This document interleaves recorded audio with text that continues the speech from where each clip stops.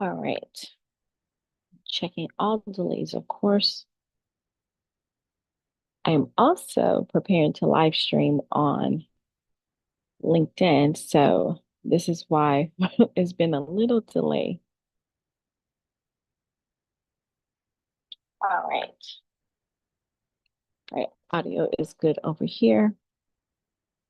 Now let's go to LinkedIn.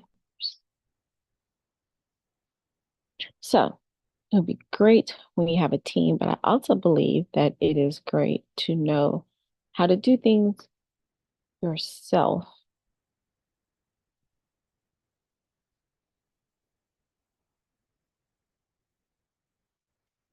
Right? Do I go?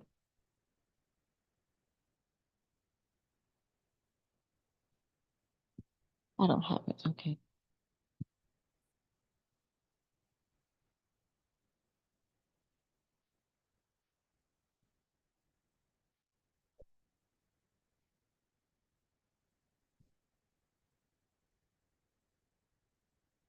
Oh, I am. I was trying to find myself on LinkedIn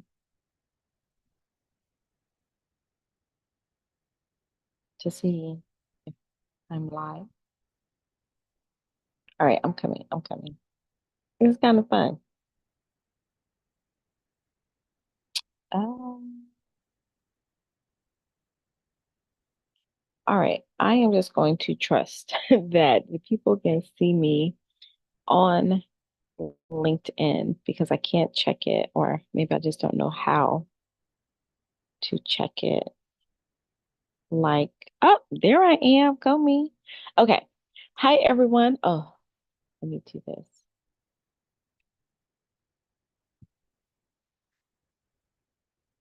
All right. Hello, everyone. Thank you so much for joining me. I am Brilliance White, go by Dr. B, or you can call me Bernie to your brilliant solutionist. And I help you with bringing practical applications to complex situations in a variety of areas, whether that's your personal leadership or your professional leadership, so you can think bigger, be bolder, embrace your brilliance, and all of those things.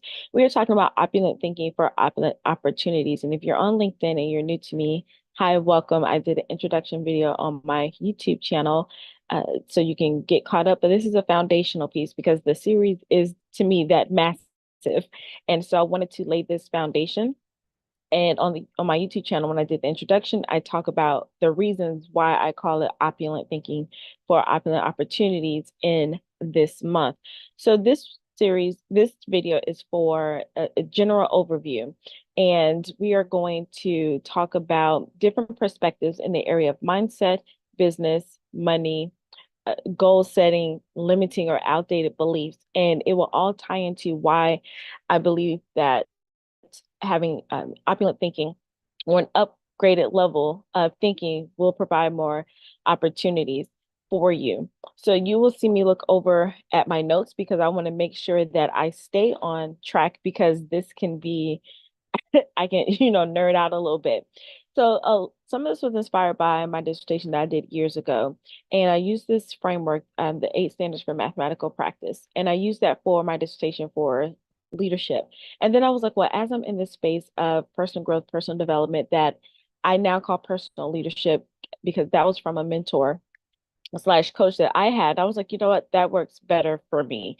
And the way I want to approach things, I was like, I wonder how this framework could come over into this perspective.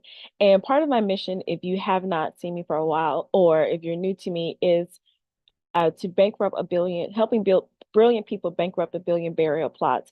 And what that is helping you live a life poured out above ground before we go underground. It sounds morbid, I know, but I do believe that a lot of us are living way below our brilliance, way below our potential. Even if you've had good success or even great success, I still believe that there is more. And a lot of us have been, when I include me, I got you to get to a certain level, then life happens. You're like, oh, wait a minute, right? But then you have to remember the person you are, who you are, and the person that you're still becoming, especially if you have life in your body. If you really want to know the background story, there is a virtual expo. You can just watch the intro video from resume to reinvention to remarkable. That's down below or somewhere in the feature section. So you can get just a little bit more of that story and why that this is so important to me to help, because I believe we're each other's solutions. And if we're not living at maximum level, uh, thinking at maximum level, we can't tap into those resources that were already put inside of us when we were created. So we have to up level our thinking. We have to have this opulent type of thinking so those opulent opportunities can come to us. Now, I heard someone, Liz J. Simpson, I was just at one of her trainings. She said this, she got it from a mentor, but I don't remember her mentor name, so I'm going to give her credit. But she got it from someone. But she says that, I'm paraphrasing, but essentially that she said opportunities are either created or captured. And I believe that a lot of us aren't creating or capturing those opportunities because of the way we are thinking. So we're going to talk about the old perspectives of these areas of business mindset, limiting or outdated beliefs. I call them outdated beliefs, which a lot of people know them as limiting beliefs, goal setting, money, personal development, and leadership. Now, there's personal leadership that I call, that's like personal development, personal growth. And then there's leadership as a skill, which people confuse it as leadership as a title, but it's not. Leadership is a skill. And so we are going to talk about the 8 standards for mathematical practice. I'm not going to go a deep dive into them because the part of the series is I will break them down for these, different perspectives, and I'll hone in on what each of those standards are. But I am going to, at the end of this, I'm going to tell you the list of the mathematical practices so you can get your thinking, get your thoughts in order. All right, so I believe that when we talk about these areas and why we need a different perspective, that is going to open up your mind. That's going to expand your mind and to say, you know what, I have been thinking about this a little linear, and I'm ready to upgrade my thinking. And like I said, even if you have good results, great results, you could probably get phenomenal results if you just open up your mind. And I never take anyone through anything that I haven't gone through myself. So what I wanted to start with, and I said, I'm going to get to the mathematical part, but I don't want you to shut your brain off yet. So if you let me know if you thought about this old perspective this way, and let me know your thoughts about the new perspective. So in business, we can think about this as an entrepreneurial ecosystem. Whether you are a full-time business owner, part-time, self-employed, an entrepreneur, a mogul, there are different levels to that. I was like, oh, I had no idea, you know, that is not my background, but coming into the space, there are different levels to that, but it's all about an entrepreneurial ecosystem. And I talk about learning how to leverage your expertise and experiences to create your own economy and build your own ecosystem. Yeah, although sometimes I get it mixed up, uh, but let me know if this sounds right to you. So in business, typically we hear that advice is centered on scalability, profitability, and competition. And there's nothing wrong with any of those. You need to make profit. You need to know how to scale at some point. And then there is competition. And then there's nothing wrong with competition. I know we say that, stay in your own lane. You don't have any competition but there are competitors out there. That's why we have, different types of restaurants that serve the same thing. There's nothing wrong with that because we can't serve every single person, right? So competition is not always bad. So that's usually the general perspective of business. But I want to offer a new perspective, and that's really creating your own ecosystem of value. Now you have a lot of people talking about, provide more value, provide more value. Then you're like, well, what is that really? It is what you already have inside of you, all of your years of experience and expertise. And then even your own thinking, a lot of us probably don't spend a lot of time thinking like we should, but how can we add that, what our thoughts, our perspectives to others and come instead of focusing on competition, but more of a collaboration. And that's one way that I believe helping my mission go forward to bankrupt a billion barrel plots is we have to collaborate and we have to work together, but in a way that is unique to our perspectives and seeing how that works together.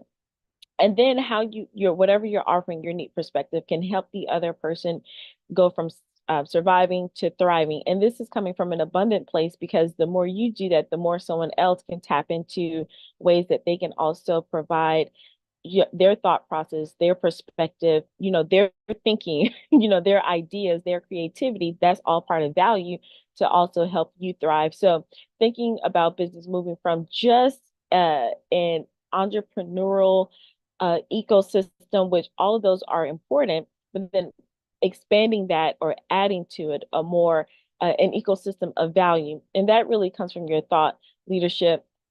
I talk about there are 6 areas that you can, up level your skills and expand your thought leadership. I won't go into them, but there is a way to keep your own ecosystem. There's a marketing ecosystem. There are different ways, and just my perspective on how to do that. There are 6 skills that you can do, but adding value starts with you thinking differently about your perspective, your idea. So let me know how that resonates with you, and also talking more about partnerships and how you sustain those partnerships. And you'll see some of the biggest companies, or even brands, personal brands, people themselves who, started their own thing. They really started to catapult themselves when they started having those sustainable relationships and partnerships. And it all starts with the having an ecosystem of value that you can provide. And you have more value and insight than you give yourself credit. All right.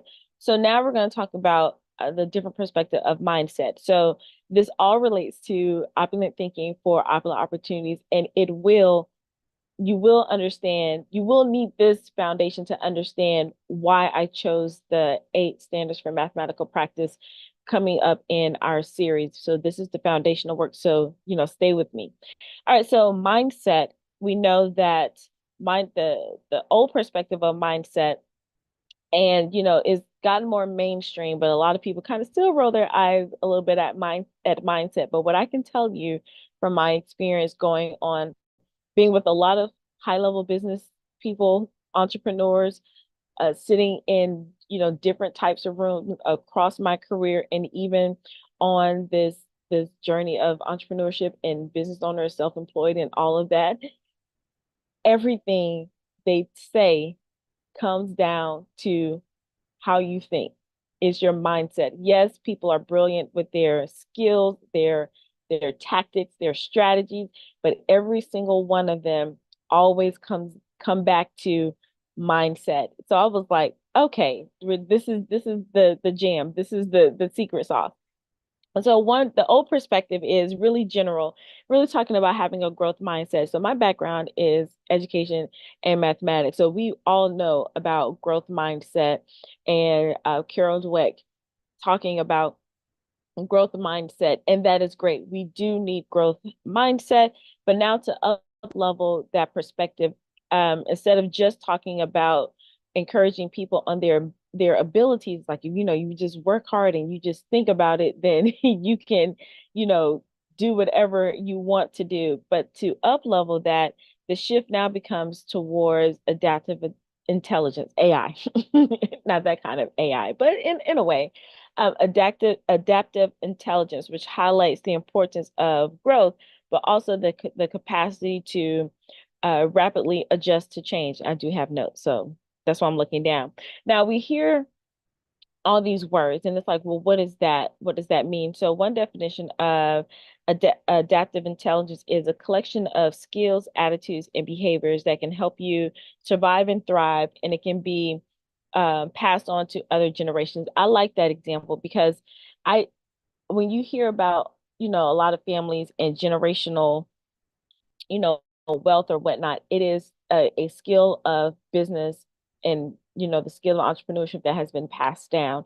When if you're biblical, you hear about generational blessings and generational curses, those things that can be passed down. But then knowing that you can pass down adaptive intelligence, some skills to help people adapt to change, help your family, help your community learn how to adapt to change rapidly.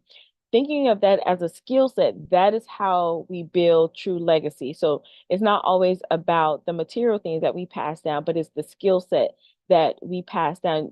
I won't get too deep into that, but expand your thinking about mindset. You can literally pass down mindsets to different generations, but it starts with you and thinking more opulent about your approach to mindset. I also want to break down the word capacity because we hear that a lot in the education profession. It's all about build capacity, build capacity. And you're like, what? So one way to look at capacity is how much can you hold? Is a container, how much can you accommodate? Another definition that I like is the ability to use and understand information to make decisions and to communicate the decisions that are being made. So when we're thinking about mindset and opulent thinking for opulent opportunities, it all comes down to knowing how to make decisions. So a lot of us take a lot of information in, a lot of us are information junkies, but then to build that capacity is how are we using that information to make the decisions, and then how can we communicate those decisions. So a lot of us have probably been doing that, unconsciously, but to up level and upgrade and move into those types of opulent opportunities, we have to be more intentional about that. So next time you hear capacity, I want you to think about decision making and using the information and not just being a container of information. And this, again, it is all going to relate to the mathematical practice, I promise. So another perspective I want us to start upgrading and keep this in your mind as we move throughout the series is talking about financial freedom. Now, I used to use that word financial freedom a lot. And it wasn't until I started listening to other people, two people, uh, Uncle MG, but I call him Uncle MG. He is not my uncle, but Myron Golden, go watch him on his YouTube channel. And then Dan Locke, go watch him on his YouTube channel. And so I started listening, and I was like, you know what? I need to stop using the phrase financial freedom. and and here's why. For most of us, I live in the United States. So for most of us, we are free. And when you think about it, it's like we can freedom of speech. We're out roaming around for the most part. We can use our bodies, our minds, we're technically free. Now you can go all deep if you want to, but you're technically free. So you have the freedom to do whatever you want to do. Now there are consequences, of course, but you have the freedom to do whatever you want to do. And then financially, if you are working, or even if you have a business, if money is coming in, you are free to do whatever you want with your money for the most part. So the to upgrade the well, let me see. So let me go back. So financial freedom, before I tell you the upgraded language that I've learned, is really a okay. So we're in Central Florida. We're in the middle of preparing for a hurricane. So if you hear anything, those are alerts and things going off. All right. So financial freedom typically focuses on wealth accumulation and the passive income and early retirement. People are like, I want to do whatever I want to do with my time, or I don't want to work for anyone else. I want to do my own thing, and I want to, get all the stuff, leave legacy for my family, pass things down, or have the passive income. I don't want to do anything. I just want money to come in. Those things are great. I don't see a problem with any of those things. But to upgrade our thinking for opulent thinking, for opulent opportunities, now we're going to be talking about the economy of purpose. And there was research done that about 8% of people only really achieve their goals who set them. And within that 8%, between 5 and 10%, which is even a smaller number, are living out their lives on purpose. Like they feel like what they're doing, the goals that they're setting, the accomplishments that they're making are purposeful in their life. So that's another topic for another day. But just because you are great at achieving your goals and hitting your marks doesn't mean that it is purposeful. You get, hey, it's up to you, right? So a new perspective is talking about financial confidence. And that's the phrase that I got from Dan Locke, financial confidence. And I was like, you know what? That makes more sense. And if you want to be able to capture and create those opulent opportunities, you have to upgrade your thinking and think in more terms of opulence and understanding that you believe that you can generate whatever amount of money you want to generate to do the things that you want to do. You don't rely on a job, you don't rely on a business, you don't rely on a government or economy. It is you. And that takes some work to do, to say, I am the one that can generate this income, even if I lose it all. If you look at some people who, financially successful people who've lost it all, and some names are starting to come up in your mind. They've lost it all, then they got it right back.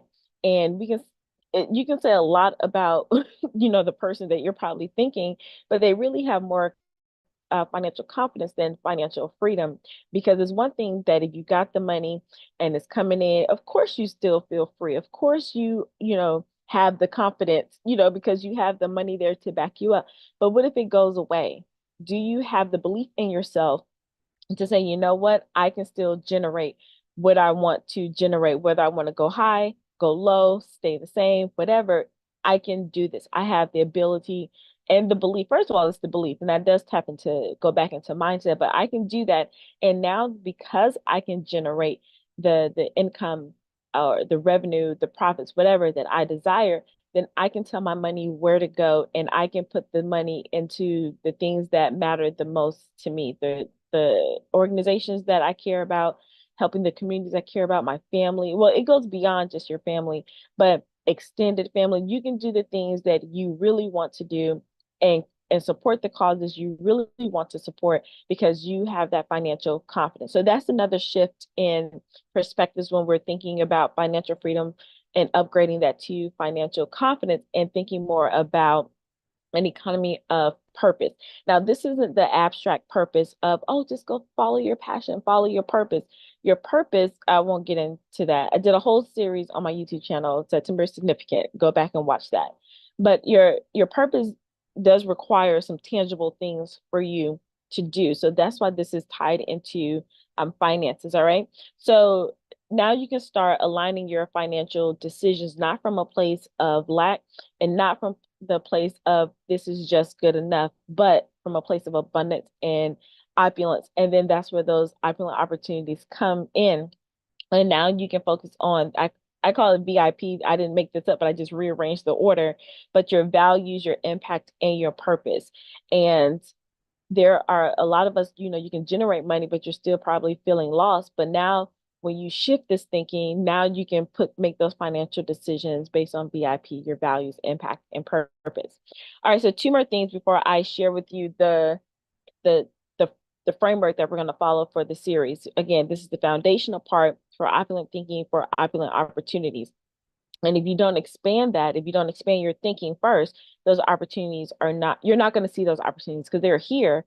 You're not going to see them and you will not have the motivation or inspiration to create them as well. All right, so limiting beliefs, we heard about limiting beliefs. I call them outdated beliefs. So the old perspective is that it's your subconscious that's really blocking you from the mind shift that you need to do what you need to do, or that you know you need to say affirmations to change your mindset or your beliefs, or those outdated beliefs that no longer serve you. And those do work, but that's very surface level work. Now, if you want to stay the same, if you like the way things are going, then you stick with that. There's nothing wrong with that. It's obviously working for you. But if you want to go for to upgrade to opulent thinking for those more opulent opportunities, we got to take a deeper look at outdated or limiting beliefs. So the new way of thinking about that, or a new perspective, and you may have heard this before, is thinking about belief as a code. Now, part of my background also, if you didn't know, is computer engineering. And there are some things that I can still do a little bit of, of things or coding or understand tech. So when I saw this, I was like, you know what? I like it. So belief as a code. And so a new perspective to think about is instead of always just programming what's on the surface, and there are some things we need to do at the surface, our belief systems and our values go a lot deeper than a lot of us realize. So when you think about if you move away just from, oh, let me uh just reframe this thought, is really about rewiring. There's a difference between reframing and rewiring. Both are needed, but if you wanted those deeper results, you have to think about rewiring. And if you think about your brain or your beliefs as your brain as a software system, then you have to do a complete upgrade to the hardware. There are some things that probably need to be completely wiped out, some things that need to be refired. You know, those of you who are in that background that go deep into that, you know what I'm talking about, and you can add your perspective and you know you can make it plain for us to connect what I'm saying, but it's really your mental programming. And I know it can sound like woo-woo or whatever, but it really is deeper than just, you know, oh, let me just change my perspective about the way I'm thinking about the situation.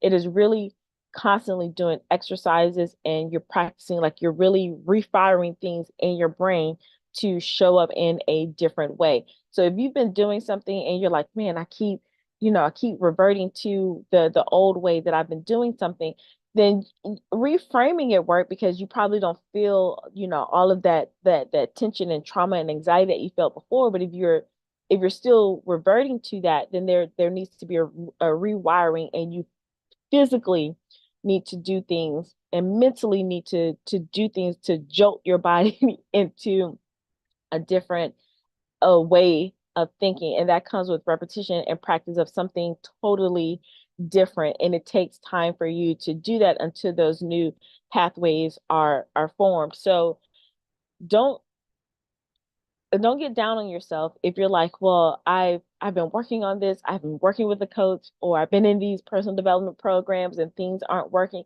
They are.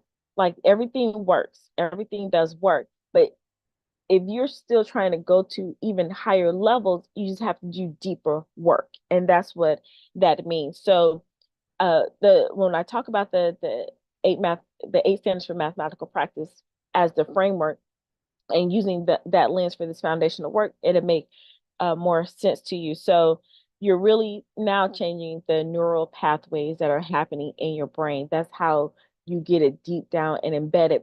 If you think about people that you've seen, you can think about some big name people and they tell you their backstory. And then you're like, how did they become this person? If you really go and track what they did, it wasn't just them thinking a new thought. They lived that new thought and it got embedded and embodied into their body. A lot of us have been trained to go to school and to go to college and to get degrees. That for a lot of us have it has been embedded in us since we were little. We didn't know any other way. And then you'll get someone who didn't come from that environment and they have such a hard time in school. Well, that's because they're literally thrown into a situation and they have to work and become, you know, a college student, where a lot of us, we just go with the norm. Now, on the other side of that, those of us who've been conditioned this way, when we go into, you don't even have to go into full-time entrepreneurship, but when you're stepping into something outside of that and it literally shocks and jolt your body, that's it's and you're still working at it. That's one way of changing the pathways in your mind, in your brain, literally, because you're physically doing something that's outside of the norm. All right, I spent a little more time on that than I wanted to, but I wanted you to see belief as a code, a different perspective, and to upgrade your perspective on mindset. I mean, not mindset, well, similar to mindset, but limiting beliefs and outdated beliefs that no longer serve you. You can't change those you can't just use affirmations or reframing a situation to get to opulent thinking and opulent opportunities. You need a deep rewiring. And it's not complicated. So I don't want you to be like, oh my gosh, it's not complicated. All right. So goal setting. Now, a whole bunch of goal setting. It is a lot happening in goal setting. I talk about goal setting, and a lot of us are very good at goal setting, and many of us are great at hitting our goals, but not the real goals that truly, truly matter. And one old perspective is looking at SMART goals. And you know the acronym, I didn't write them down, but you know the acronym for SMART. And it has become so mainstream that that is the go-to, thing that pops up in our mind for goal setting. But did you know that there are so many other ways? Just go Google other ways to goal set, and your mind will be blown about how many different ways, but we've been narrowed down into SMART goals. For a lot of people, SMART goals do work. For a lot of us, SMART goals do not work. I will talk about that in my book, Embracing Grit for Greatness. I think I literally have a chapter, SMART goals not so smart, right? And if you're a brilliant person and your SMART goals aren't working for you, that could do a lot up here. But I'm here to tell you, it is not your fault. That approach just may not work for you, and it's totally fine. It's like 20 other approaches, probably even more out there for you to focus on. Now, this leads to the new perspective of understanding goal setting as an experiment. When you shift your perspective, and really start embracing that goal setting is an experiment, goals are an experiment, then that opens up your mind to opulent thinking for those opulent opportunities to come in. And when you do that, that takes a lot of pressure off, and you're focusing on just the process and doing the things instead of just the outcome. Because if you get so hung up on the outcome, of course you're going to feel like a failure. And if you are a brilliant, intelligent person, and when you're not hitting something that does something to you, but if you take this approach like a scientist, and in a way, I am a scientist, either a social scientist, for the education side, or the hard scientist for the mathematical side, or STEM is also my background. Anyway, for it, just from that perspective, and I'm getting like all excited about that because it was like I've been literally trained to do this my whole life. So why wouldn't I approach my whole life like this as an experiment? I saw a post from Sam Horn, and she talked about your life, living your life like a lab. Life is a lab, and when you think about that, that does allow you to breathe and have a little more fun. So you can try those different things and not get so caught up on, oh my gosh, this did not work because it wasn't smart. I didn't have it was specific, measurable, actionable, realistic, and time bound.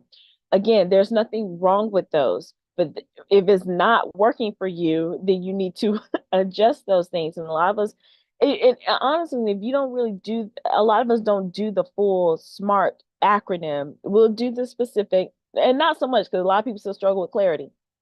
And then the measurable, we're not tracking, don't take enough action, and then you get hung up on the time, right? It was like I said this is what I wanted, and I didn't get it by this time, but we forget the mark in the middle. But if you think about life as an experiment, like I'm going to test out I have this theory, I have this hypothesis. I'm going to do some things to test it out. I'm going to go out there, and that's the thing. You got to put it out there to get the actual feedback. And then when you get the actual feedback where people either like it or they don't, they respond or they don't. Now you have real data that you can support instead of just relying on the data that's in your mind. Like, oh gosh, nobody likes this. Well, what didn't they like about it? Again, I'm going too deep, but understanding that life is an experiment, and you can do this in your personal life, your professional life, in your business life, no matter at what level you are. It Think of everything as an experiment. And when you do that, then you're literally telling your body to think bigger things and go for the bigger opportunities. And that's where we relate opulent thinking to opulent results. And then when you do that, then you'll be surprised what starts to unlock for you. A lot of people are stuck, but you're stuck because you're not allowing yourself to think higher and for more opportunities. All right. So again, we just talked about the foundational part for opulent thinking and opulent opportunities. As far as business, start thinking more of it as an ecosystem of value. For your mindset, start thinking of it as growth, adapting, moving from growth mindset to adaptive intelligence. And I talked about the definition of that. Instead of financial freedom, now we're talking about financial confidence and the economy of purpose. And then instead of limiting outdated beliefs, we're talking about now belief as a code. Instead of just reframing, we also need to rewire some of the things that we are actually doing so the new beliefs can get embodied and embedded into us.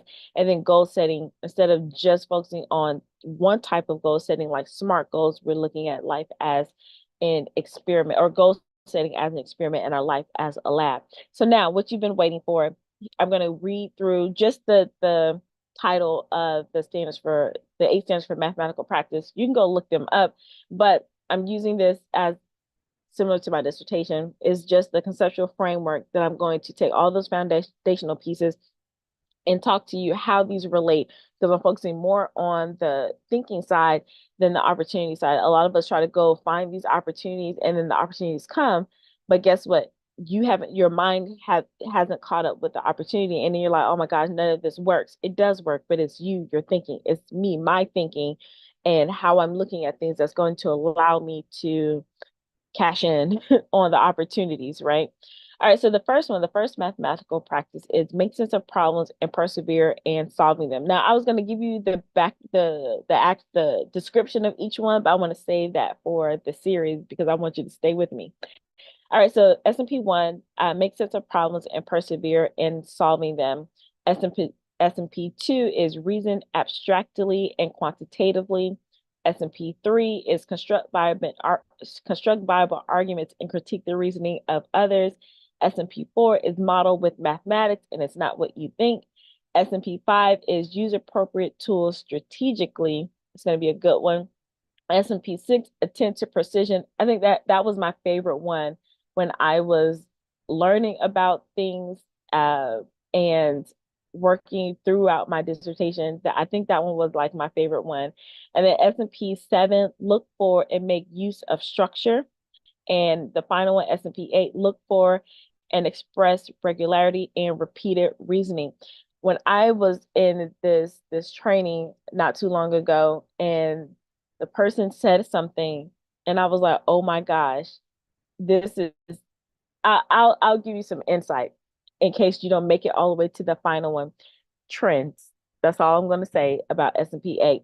All right, so as I wrap up, I want you to just understand that foundation. If you're go back and watch the replay and hit those, just jot down some notes and you start thinking about your perspective on what I said about business mindset, outdated beliefs, and goal setting and mindset, all of those things, and really understand, look at your personal development, which is personal growth, and if you're a leader, the skill of leadership, and then you will see how this framework will expand your thinking about those things. So again, I'm going to use that framework because I believe that the reason why a lot of us aren't really knocking things out the park is because we're not expanding our thinking. We're not taking that time to think. I think when I first started, really taking the deep dive into this, I was listening to a lot of Earl Nightingale, and one of his things was, I think he talked about if you just spend 20 minutes of just thinking, you will be surprised of what you can accomplish and figure out and things like that. And I do believe that there's brilliance inside of each and every one of us, but we have to take the time to think and stop getting, everybody else's information. I think a lot of information out there is great, but I was created with my own mind. And if you just take what somebody said instead of just regurgitating it, sit with it and say, what does it mean to me with your filter and your lens, right? So this series is really, if you're like, I don't know how to do that, or I don't want to do that, or why should I do that? The series is going to unpack that for you over 8 lessons. All right.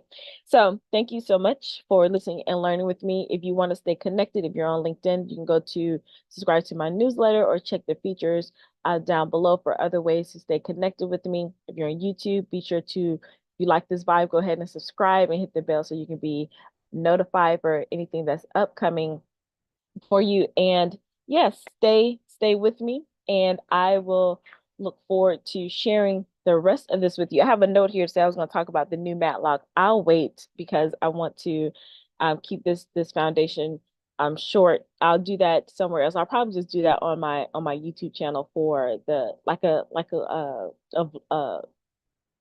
podcast, like video podcast. All right. All right. So thank you so much. Like I said, stay tuned and stay connected with me. We are in Central Florida, so I may not be on for the rest of this week on LinkedIn. I won't be. YouTube, we'll see, depending on how the storm goes. So prayers for everyone that is in the path. Prayers for everyone that is still, dealing with a hurricane. Helene that just passed, I think about 11 days ago, not even 2 weeks, and I am going to make sure that we are going to prepare and be safe as well. So thank you so much, and until next time, wherever you are, whether you're beginning your day or ending your day, remember to be well, to be empowered, to be bold, and to be brilliant. Until next time, bye.